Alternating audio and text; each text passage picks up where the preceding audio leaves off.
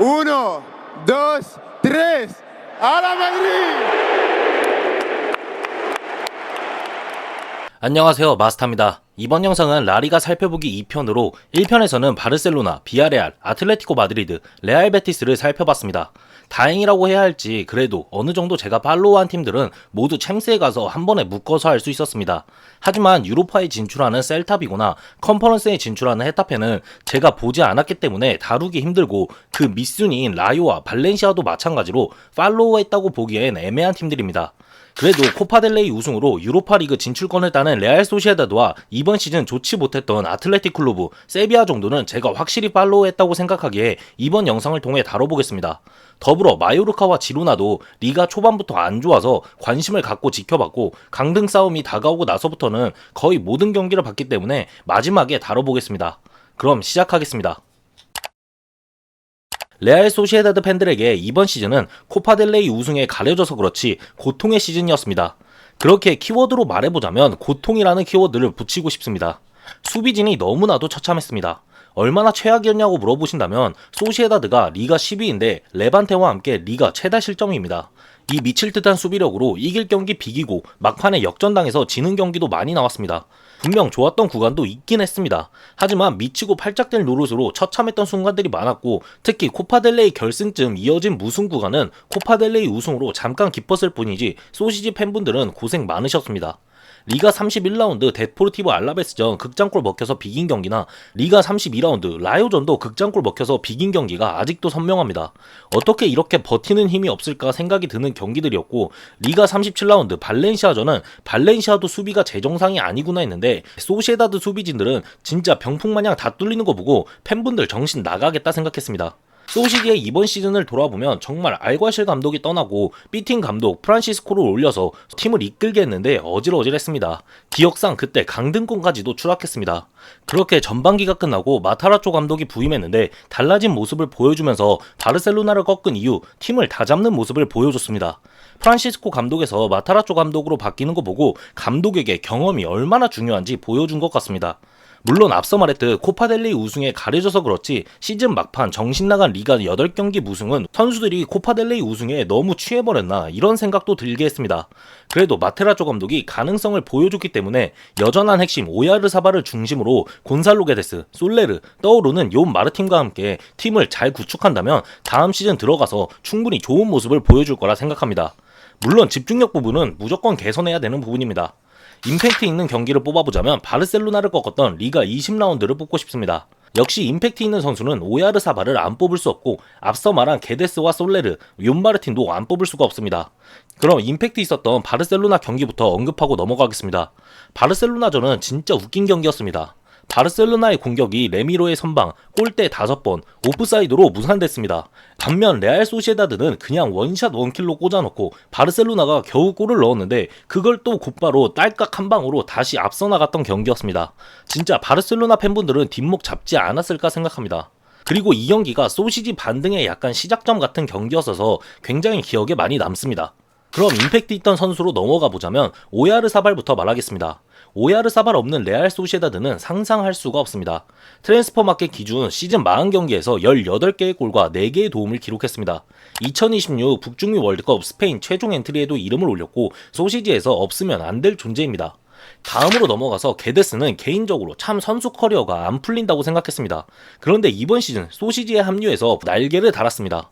게데스와 마찬가지로 솔레르에 대해서도 말해보자면 파리 생제르맹이 선물을 보냈습니다. 앞서 말한 게데스와 함께 과거 발렌시아에서 뛰던 둘이 소시지에서 이번 시즌 만나 함께 합을 맞춰 잘하고 있는 것이 옛 생각을 떠올리게 합니다. 중원의 핵심이고 게데스와 마찬가지로 다음 시즌도 좋은 모습 계속 보여주면 좋겠습니다. 마지막으로 욤 마르틴에 대해서 말해보자면 수비 신성입니다. 근데 아직 덜 여물었습니다. 공중볼에서 확실한 강점을 보이긴 하지만 이번 시즌 최다 실점이라는 결과물은 욤 마르틴에게도 어느 정도 책임이 있습니다. 물론 아직 어린 선수고 이번 시즌 전체적으로 소시지의 수비가 좋지 못했기 때문에 어린 선수가 이만큼 보여준 것만 해도 좋은 선수로 성장할 여지는 충분히 보여줬다고 생각합니다. 아틀레틱 클루브 또한 키워드로 말해보자면 최악이라는 키워드를 붙이고 싶습니다. 리가 12위라는 성적표가 아틀레틱 클루브의 키워드를 대신해서 보여줍니다. 거기에 강등권 마유루카와 승점 차는 단 4점으로 얼마나 좋지 못했는지 다시 한번 보여줍니다. 이번 시즌 아틀레틱 클루브가 최악인 이유는 간단합니다. 2사25 시즌 좋은 모습을 보여줬던 선수들 모두가 좋지 못했습니다. 수비에서 다니 비비안, 중원에서 오이안 산세트, 공격에서 니코 윌리엄스 모두 좋지 못했습니다. 다니 비비안은 그냥 좋지 못했고 이번 시즌 클루브 수비의 힘은 영입생 라포르트였습니다. 그렇다고 비비안이 고작 한 시즌 건너 갑자기 못해졌을까 생각하면 그건 절대 아니라고 생각합니다. 그냥 전체적으로 수비진이 자리 잡지 못한 시즌이었기에 그렇다고 생각합니다. 아직도 유리 베르지체를 뛰어넘는 왼쪽 수비가 없는 점과 데려온 아레소가 생각 이하인 점을 생각하면 다니 비비안의 과감한 전진성을 보여줄 수 있었던 시즌이 아니었습니다. 다시 잘할 거라 생각하고 라포르트와의 조합에서 호흡만 맞춘다면 충분히 다음 시즌 잘할 거라 생각합니다.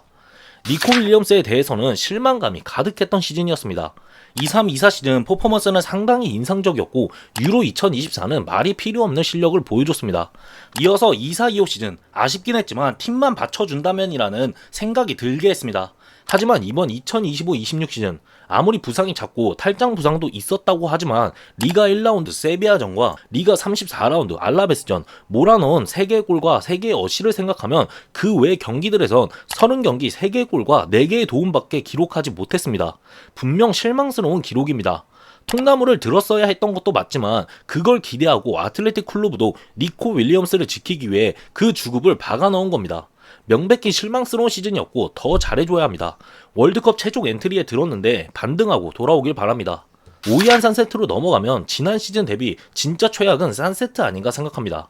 잔부상이 있었다고 치더라도 지난 시즌 기록한 36경기 17개의 골과 3개의 도움이라는 스탯에 비해 이번 시즌 38경기 6개의 골과 1개의 도움은 너무 처참합니다.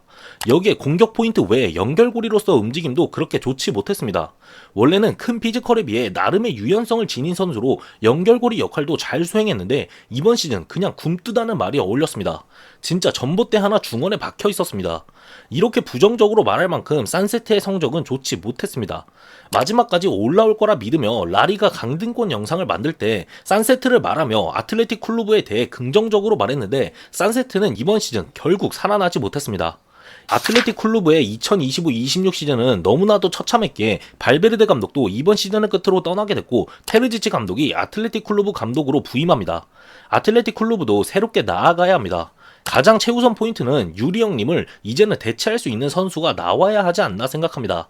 유리 형님을 보고 있으면 아틀레티코 마드리드의 코케가 생각납니다. 이거 진짜 학대입니다. 아무튼 테르지치와 함께하는 아틀레틱 클루브는 분명 기대되지만 보강이 이루어져야 합니다. 이적 시장 지켜봐야 하고 데려오는 선수에 따라 기대감이 적어질지 커질지 결정될 것 같습니다. 기억에 남는 경기는 챔피언스 리그 리그 페이지 7라운드 아탈란타전을 뽑겠습니다. 이때 아틀레틱 클루브 결장자만 무려 10명이나 발생했는데 승리했습니다. 윌리엄스 형제 모두 부상이었고 그나마 해줘야 하는 베렌게르도 부상이었습니다. 거기에 수비 핵심 라포르트도 부상이었고 예라이는 도핑 징계로 못 나오는 상황이었습니다. 이때 나바로가 좋은 모습을 보여줬고 승리할 수 있었습니다. 그렇게 자연스럽게 인상 깊었던 선수는 나바로를 말하고 라포르트도 뽑겠습니다. 라포르테는 그냥 클루브라는 팀에 너무 잘 어울리는 선수 같습니다. 클루브로 복귀하는데 오랜 시간이 걸리고 알라스르랑 여러 말이 나왔지만 역시 라포르테는 라포르테입니다. 수비력 매우 좋고 발밑은 애초에 좋았던 선수라 여전한 모습을 보여줬습니다. 공격 자원들이나 산세트가 좋았다면 더 좋은 모습을 보여줄 수 있었지 않나 생각합니다. 나바로는 이적생입니다. 무려 FA 영입입니다. 주전이라고 봐야 하나 싶지만 분명 공격진에서 가장 좋은 모습을 보여준 선수라고 생각합니다. 드리블 옵션이 있는 선수고 찬스 메이킹도 곧잘합니다. 뭔가 임팩트가 엄청나다고 생각하진 않지만 그래도 다음 시즌 테르지치와 팀 자체가 좋아진다면 더 임팩트 있는 모습을 보여줄 거라 생각합니다. 세비야는 매 시즌 어렵습니다. 근데 문제는 다음 시즌이라고 크게 달라지기는 힘들다는 것입니다. 이미 세비야의 셀러리 캡은 개박살났고 경쟁력 있는 선수단을 유지하기엔 너무나도 힘든 환경입니다. 그래서 세비야를 키워드로 정의하자면 지하 아래 지하입니다. 재정적으로 너무나도 힘든 환경이고 라모스가 세비야를 인수한다고 많이들 들으셨을 텐데 지금 라모스의 세비야 인수는 사실상 무산됐습니다. 그러면서 지금 심각한 위기에 놓였습니다. 헤타페의 이글레시아스랑 오랫동안 노렸던 상간테를 FA로 영입했는데 등록 자체가 불가능한 상태라고 기사도 나오고 있습니다. 개막 전까지 자본 조달 프로세스, 즉 재정에 관한 문제를 해결해야만 셀러리 캡의 한도를 확보할 수 있다고 합니다. 문제는 세비야가 자본 조달 프로세스를 증명하기 위해서는 새로운 인수자를 찾아야 한다는 것입니다. 세비야는 한순간에 무너진 게 아닙니다. 물론 코로나가 세비야의 재정에 큰 타격을 준 건 맞습니다. 이후 로페테기와 함께 올라가나 했지만 디에고 카를로스와 쿤데를 매각하면서 들어간 대대적인 리빌딩에 실패했습니다. 여기서 하늘은 세비야를 버리지 않았고 맨딜리바르라는 감독을 내려주며 최악의 시즌이 될 뻔한 시즌을 유로파 리그 우승으로 장식하며 기회를 줬습니다. 하지만 세비야 내부는 골물대로 골마 있었고 구단 운영진은 이미 가족 운영으로 몰락하고 있었습니다. 그렇게 맨딜리바르가 나가면서 세비야는 진짜 위기를 맞이했습니다. 거기에 세비야 단장으로 있던 빅토르 오르타도 너무나도 실망스러웠습니다. 이번 시즌 세비야는 위기였습니다. 하지만 다음 시즌은 더욱더 큰 위기를 맞이할 수도 있습니다. 계속 말하면 부정적인 얘기만 나올 것 같아 2025-26 시즌 세비야의 기억 남는 경기와 임팩트 있던 선수를 말해보겠습니다. 2025-26 시즌 세비야의 기억에 남는 경기는 강등 위기가 목앞까지 왔을 때 있었던 소시지전 승리나 극장골로 역전해서 승점 3점을 따낸 에스파뇰전을 말하고 싶습니다. 당시 남은 경기 5경기가 워낙 빡센 팀들이라 세비야는 진짜 위기였습니다. 하지만 세비야는 소시지를 이겨내고 에스파뇰은 극장골로 이겨냈습니다. 비아레알전도 승리하면서 3연승으로 승점 9점을 쌓으며 강등에서 벗어날 수 있었습니다.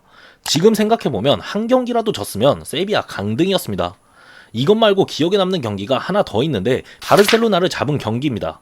이때 세비야가 바르셀로나 잡으면서 레알 마드리드가 리가 1위로 치고 나갈 수 있었고 이때까지만 해도 저 진짜 알론소 감독 아래에서 아직 팀이 잡히지도 않았는데 리가 우승 가능하겠다 생각했습니다. 기억에 남는 선수는 임팩트로는 산왕과 에주케고 그냥 이상하게 기억에 남는 선수는 카스트린과 오소입니다. 산왕은 참 세월이 야속하다. 이제는 힘들다. 이렇게 생각하다가도 갑자기 골을 넣습니다. 임팩트가 저에게 강한 이유는 아까도 말했듯이 진짜 강등 위기에 처했던 세비야의 남은 5경기 첫 번째 상대인 소시지전 산왕의 결승골로 세비야가 승리했습니다. 그래서 그런지 산왕은 언급하고 싶습니다. 다음으로 에주케는 세비야의 드리블 옵션입니다. 보면 시원시원합니다. 다만 마지막 선택지인 슈팅이나 패스를 좀 더 잘하면 진짜 좋을 것 같습니다. 일단 기본빵으로 공 다루는 기술이 뛰어나고 드리블이 좋은 선수이기 때문에 저에게 임팩트가 많이 남은 것 같습니다. 마지막으로 카스트린과 오소는 이제 올라온 선수들입니다. 솔직히 이 둘을 보면서 엄청나게 좋은 자원인가 하면 아직 한 시즌이었기에 쉽게 판단할 순 없습니다. 팀이 좋지 않은 상황이었고 좋은 모습을 보여준 건 맞지만 팀이 안 좋았기에 더 좋아 보였다고 말할 수 있습니다. 그럼에도 올라온 선수들이 잘해준 것은 정말 고무적입니다. 앞으로가 기대되는 선수들이고 세비야의 위기를 함께 헤쳐나갈 자원으로 성장했으면 좋겠습니다. 마요르카와 지로나는 함께 다뤄보겠습니다. 모두 강등당한 팀들입니다. 키워드로 보면 강등이란 말이 가장 직관적입니다. 솔직한 심정으로 두 팀 모두 강등당했으면 안 됐습니다. 선수단을 보면 절대 나쁘지 않은데 두 팀 모두 초반부에 좋지 못한 게 컸다고 생각합니다.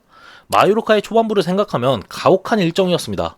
1라운드부터 바르셀로나를 만났고 무네에라를 만나면서 경기가 야랄랐습니다. 물론 무리키 퇴장에 대해서 실드 치는 건 아닙니다. 퇴장 100%입니다. 하지만 라이오 머리 맞고 쓰러졌는데 휘슬 페이크 치면서 페란토르스에게 골을 먹혔고 이후부터 경기가 너무 거칠어졌습니다. 첫 경기부터 주요 자원인 무리키와 모를랄레스 퇴장은 너무 치명적이었습니다. 거기에 이어지는 경기들이 히랄데스 감독 아래서 좋은 팀으로 거듭난 셀타비고에 레알 마드리드 원정에 전반기 돌풍의 주인공 에스파뇰, 아틀레티코 마드리드, 소시지 원정까지 마요르카에겐 너무나도 절망적이었던 일정이었습니다. 지로나도 살펴보면 솔직히 마요르카만큼 일정이 빡세진 않았습니다. 근데 그냥 박았습니다. 다득점을 내준 비아레알전 혹시라도 다시 보실 분들은 다시 보시면 진짜 순수하게 축구력이 지하까지 박혀있는 게 뭔지 느끼실 수 있습니다. 그냥 지로나는 솔직한 심정으로 맨체스터 시티와 협력 파트너인 구단이어서 나름 좋은 선수들과 이번 시즌 함께 했습니다. 근데 지로나가 착각한 게 옛날 3위 하던 지로나가 아닌데 경기 템포를 본인들이 잡으려고 하고 만들어가는 것에 너무 집착했습니다. 그냥 순수하게 초반부 박은 건 축구를 못했기 때문이고 그 이유는 아직 준비가 안 된 상태에서 준비가 되어야만 할 수 있는 빌드업 축구를 고집했습니다. 그렇다고 마요르카의 감독이었던 아라사테 감독과 바통을 이어받은 데미첼리스 감독, 지로나 감독이었던 미첼 산체스 감독이 나쁜 감독이라고 생각하지 않습니다. 아라세테 감독은 이미 오사수나에서 보여줬습니다. 코파델레이 결승도 진출한 적 있고 아라세테 감독은 팀을 하위권에서 중위권까지 끌어올리는데 정말 좋은 감독이라고 생각합니다. 아라사테의 뒤를 이어 감독으로 부임한 데미첼리스 감독도 선수단 퀄리티를 이용해서 기존에 보여줬던 다소 투박한 축구보다는 좋은 축구를 보여주고자 했습니다. 문제는 이것도 준비가 되어야 가능한데 감독 경질이 있었던 상황, 선수단이 준비가 되어 있을 수가 없었습니다. 지로나의 미첼 감독 역시 23-24 시즌 돌풍을 일으키며 리가 3위까지 올라섰던 기억을 떠올려보면 분명히 능력이 있는 감독들입니다. 그럼에도 아라세테 감독과 미첼 감독 모두 실망스러웠고 잘릴만 했습니다. 미첼 감독은 끝까지 잘리지 않았지만 안 잘린 게 신기한 겁니다. 어쨌든 마요르카와 지로나는 모두 강등당했고 마요르카는 가능성을 보여준 데미첼리스와 함께 2부 리그에서 도전을 이어가기로 했습니다. 반면 지로나는 미첼을 경질했고 미첼은 아약스의 감독으로 선임됐습니다. 마지막으로 마요르카는 득점 2위 무리키를 데리고 강등당했습니다. 무리키가 압도적인 공격수인 건 맞지만 나이가 있는 선수고 솔직히 말해서 후반부로 갈수록 무리키의 파괴력은 떨어질 수밖에 없습니다. 다른 선수들이 해줬어야 했고 수비들은 버텨줬어야 했습니다. 하지만 그러지 못했고 결국 강등까지 이어졌습니다. 지로나는 마요르카와 반대로 득점력이 너무나도 떨어졌습니다. 결국 득점해줄 자원이 필요했는데 아벨 루이스 박아서 데려온 바나트는 시즌 후반기 가장 중요한 순간에 부상을 당했습니다. 이런 상황에서 아벨 루이스가 선수 같은 모습을 보여줬어야 했는데 옐체베리 제루톱에도 밀린 것 보면 참 말도 안 나옵니다. 지로나는 정말 괜찮은 공격수 한 명만 있었다면 강등까지는 안 갔을 거라 생각합니다. 그럼 기억에 남는 경기를 말해보자면 마요르카는 2경기 말할 수 있습니다. 강등 위기였던 순간 데포르티보 알라베스전 패배와 가장 중요했던 레반테전 패배를 말하고 싶습니다. 이 2경기 모두 마요르카에는 기회였습니다. 하지만 냉정하게 못했고 알라베스는 토니 마르티네스를 앞세워서 해냈습니다. 레반테전도 무리키와 레반테에서 떠오르는 공격수 SP와의 대결이었는데 SP가 결국 승리했습니다. 잠깐 딴말하자면 SP 이 친구 참 좋은 친구입니다. 앞으로 라리가를 대표할 공격수 중 한 명으로 성장할 거라 생각합니다. 본론으로 돌아와서 지로나의 기억 남는 경기는 정말 하나로 뽑기엔 너무 어렵고 시즌 막판 리가 31라운드 레알 마드리드 원정 무승부 이후 7경기 무승 경기 모두 말하고 싶습니다. 한 경기라도 이겼다면 진짜 한 경기라도 잡았다면 지로나 강등 안 당했습니다. 공격수 하나만 괜찮았다면 득점력만 올라왔다면 분명 강등 안 당할 수 있었습니다. 한 경기 한 경기가 모두 아쉽습니다. 다음으로 마요르카에서 기억에 남는 선수는 당연히 무리키 뽑아야 합니다. 라리가 득점 2위입니다.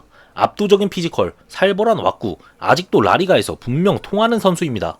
강등당했기에 떠날 확률이 높은데 이런 장신 스트라이커에 약한 레알 마드리드 팬 입장에서 참 무서운 선수입니다. 진짜 장신 공격수 중에 쇠조시랑 무리키만 보면 너무 무섭습니다. 한 명 더 뽑자면 사무 코스타를 말하고 싶습니다. 이 친구 포르투갈 국대입니다. 실력 좋은 선수입니다. 이런 선수까지 있는데 강등까지 당한 게 참 마요르카라는 팀이 얼마나 분위기가 좋지 않았는지 알 수 있습니다. 거기에 수비에는 라이오, 중원에는 다르데르까지 중심을 잡아줄 선수들이 있었습니다. 이 멤버가 강등 멤버는 아닌데 어쨌든 강등을 당했으니 이들의 행보가 궁금해지긴 합니다. 지로나에서 기억남는 선수를 뽑자면 우나이, 치앙코, 수투아니입니다. 우나이는 좋지 못한 지로나에서 제일 잘했던 자원이라고 생각합니다. 에이스였습니다. 다시 말하지만 공격수 한 명만 건실했어도 어시 좀 더 쌓고 주목받을 수 있었던 선수입니다. 치앙코우도 우나이와 마찬가지로 잘하는 선수입니다. 치앙코우는 속도 준수하고 돌파력도 나쁘지 않은 선수입니다. 어쨌든 강등을 당했으니 다른 팀 갈 텐데 어딜 가든 위력적인 선수들입니다. 수투아니는 지로나 레전드입니다. 이젠 늙어서 나온다면 좋은 활약을 기대할 수는 없지만 정말 온몸 비틀기로 지로나에서 끝까지 버텨줬습니다. 아벨 루이스가 벌어지고 바냐트는 막판에 부상당해서 못 나오고 스투아니는 교체로 나오면서 라요전, 소시지전 득점도 뽑아주면서 열심히 했습니다. 기억에 참 많이 남는 선수일 것 같습니다. 라리가 결산 영상은 진작 만들었어야 했는데 저의 게으름과 레알 마드리드가 최근 미친 이적시장 행보를 보여주면서 늦었습니다. 결산도 끝냈으니 라리가 베스트 11도 뽑아보는 영상도 만들어 보겠습니다. 그리고 레알 마드리드 이적시장 총정리 영상도 만들어 보겠습니다. 그럼 이번 영상은 여기서 마치겠습니다. 구독과 좋아요 눌러주시면 감사하겠습니다. 오늘 하루도 좋은 하루 보내시길 바랍니다. 바모스 마드리드.